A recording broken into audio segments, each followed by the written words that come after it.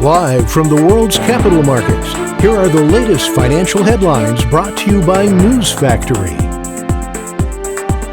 Hello and welcome to Wednesday's financial news. Stay with us for more market headlines. The dollar-yen price remained largely unchanged in the last session. According to the RSI, we are in an overbought market. The Bitcoin-dollar pair exploded 2.5% in the last session. The ultimate oscillator indicates an overbought market. The gold-dollar pair rose 0.3% in the last session after gaining as much as 1.1% during the session. The stochastic RSI is giving a negative signal.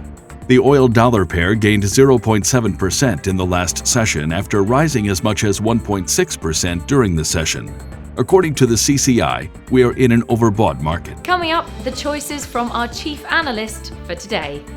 Gold prices inched up as a decline in the dollar and U.S. bond yields provided some support to the precious metal.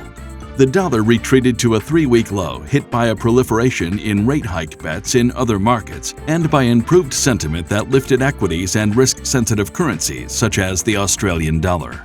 Facebook has launched its digital wallet for cryptocurrencies called Novi in most of the United States and one Central American nation. Those were today's major economic events, and now moving on to world financial headlines. The U.S. MBA mortgage applications will be released at 1100 GMT, Germany's Producer Price Index at 0600 GMT, the UK's Consumer Price Index at 0600 GMT. Japan's foreign investment in Japan stocks will be released at 2350 GMT, the UK's Retail Price Index at 0600 GMT, Japan's foreign bond investment at 2350 GMT. We hope that you've enjoyed Wednesday's market outlook.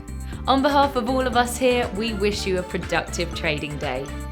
Be sure to join us tomorrow morning for the latest news and events from the financial markets.